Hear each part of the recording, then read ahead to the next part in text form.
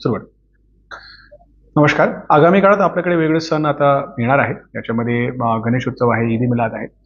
अ, आपण याच्यासाठी प्रशासन म्हणून, पोलीस प्रशासन म्हणून आपण तयारी केलेली आहे. त्या अनुषंगाने सर्व जे आयोजक आहे, गणपती मंडळ आहे, सगळ्यांना वेगवेगळ्या प्रकारच्या बैठकीमध्ये सूचना देण्यात आलेली आहे.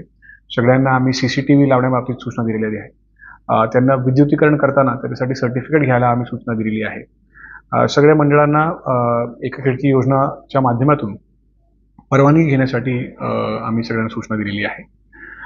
त्याचबरोबर आम्ही सातारामध्ये कुठेही लेझर, प्लाझ्मा याचा वापर करू नये याच्यासाठी आम्ही आदेश काढतोय. कुठेही मिरवणूकमध्ये साऊंड सिस्टम चा वापर करून साऊंडची जी मर्यादा आहे त्याचा उल्लंघन होणार नाही याच्यासाठी दक्षता घेण्यासाठी सगळ्यांना सूचना देण्यात आलेली आहे. आणि एकंदरीत या सगळ्या सणांच्या वातावरणामध्ये भाविकांना कुठल्या प्रकारचा त्रास होणार नाही आणि ते चांगल्या पद्धतीने सगळे सण साजरे करतील यासाठी लागणारी सगळी मदत द्यायला प्रशासन आणि पोलीस प्रशासन हे तयार आहे.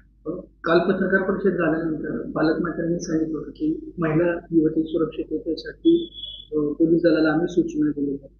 त्या पद्धतीने नेमकं काय उपाययोजना आहे?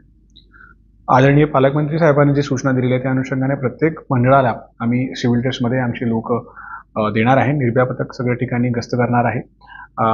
मोठ्या मंडळाला अंमलदारची नेमणूक कमी करून देणार आहे, जेणेकरून महिलांना कुठल्या प्रकारचा त्रास होणार नाही. महिलांना दर्शन करण्यासाठी वेगळी रांग करायला घेण्यासाठी आम्ही सूचना देखील सगळ्यांना दिलेली आहे. आणि एकंदरीत महिलांना, मुलींना एक सुरक्षित वातावरणामध्ये या सणांच्या वातावरणामध्ये त्यांना सहभागी होता येईल यासाठी सगळ्या प्रकारची तयारी आमची झालेली आहे. वेळेचं काय बंधन? याच्यामध्ये सर्वसाधारण आपल्याकडे 10 वाजेपर्यंतची मर्यादा असते, परंतु 5 जे दिवस आहे त्या तारखांना आपण 12 वाजेपर्यंत जिल्हाधिकारी महोदयाच्या आदेशान्वये आपण याच्यामध्ये परवानगी देतो. याच्यामध्ये 8 तारीख, 11 तारीख, 12 तारीख, 16 आणि 17 तारीख असं 5 दिवस आम्ही 12 तारखेमध्ये 12 वाजेपर्यंत मिरवणूक किंवा साऊंड वापरायला परवानगी दिली आहे. जे डॉल्बीधारक आहेत त्यांना काय आव्हान करायचं? त्यांचे वेगळ्या बैठका पोलीस स्टेशन स्तरावर झालेल्या आहे.